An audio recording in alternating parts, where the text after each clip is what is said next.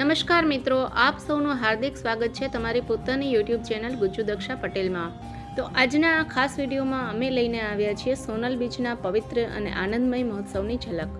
પરંપરા, સંસ્કૃતિ અને ઉત્સાહથી ભરેલો આ તહેવાર તમને જરૂર ગમશે, જે આપણા સંસ્કાર અને શ્રદ્ધાનું સુંદર પ્રતિબિંબ છે। તો આ વિડીયોને એન્ડ સુધી જરૂર જોતા રહેજો। તો ચાલો સાથે મળીને આ ખાસ ક્ષણોનો આનંદ લઈએ।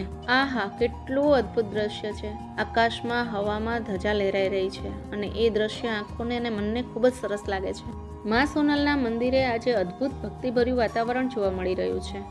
મંદિર પરિસરમાં શ્રદ્ધાળુઓનો ભારે માનવ મહેરામણ ઉમટ્યો છે। ચારે બાજુ નજર કરીએ તો માત્ર ભક્તો જ ભક્તો દેખાય છે, જાણે સાચો શ્રદ્ધાનો મેળો ભરાયો હોય। હવે પ્રસાદી લેવાનો સમય થયો છે, એટલે મોટી સંખ્યામાં ભક્તો માના પ્રસાદ માટે આગળ વધી રહ્યા છે। આ પાવન દ્રશ્ય પણ અમે તમને હમણાં બતાવવાના છીએ, તો અંત સુધી અમારી સાથે જોડાયેલા રહેજો।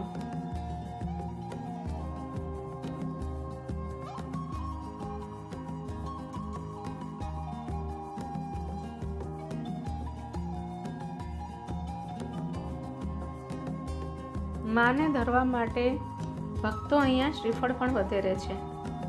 શ્રીફળના છોડા ઉતારવા માટે એક યંત્ર અહીંયા રાખેલું છે કે જેથી કરીને આસાનીથી ભક્તો શ્રીફળના છોડા ઉખેડી શકે। અને શ્રીફળના છોડા ભરવા માટે અહીંયા ટ્રેક્ટરની ટ્રોલી રાખેલી છે, જેથી કરીને કોઈ કચરો ના થાય અને ભક્તોને અગવડતા ન પડે। તો ચાલો હવે તમને બતાવીએ રસોડું અને પ્રસાદી લેવા માટેનું જગ્યા ક્યાં છે। આ જે તમે સામે જેસીબી જોઈ રહ્યા છો ને, એનો એક દિવાલ તરીકે ઉપયોગ કરવામાં આવ્યો છે અત્યારે। એ જેસીબીની પાછળના ભાગમાં રસોડું અને જમણવારની વ્યવસ્થા રાખેલી છે। આપણે જવામાં થોડી વાર લાગશે, કારણ કે તમે જોઈ રહ્યા છો કે ભક્તોની ભીડ જ એટલી છે કે આ બાજુથી પેલી બાજુ જવામાં ઘણો સમય લાગી જાય। પરંતુ એ દ્રશ્યો આપણે જોશું જરૂર, કારણ કે એ ખરેખર જોવા જેવું છે। ખાસ તો રસોડું, કે કઈ રીતે વ્યવસ્થા આટલા માણસોની કરી છે। હજારોની સંખ્યામાં ભક્તો અહીંયા આવ્યા છે।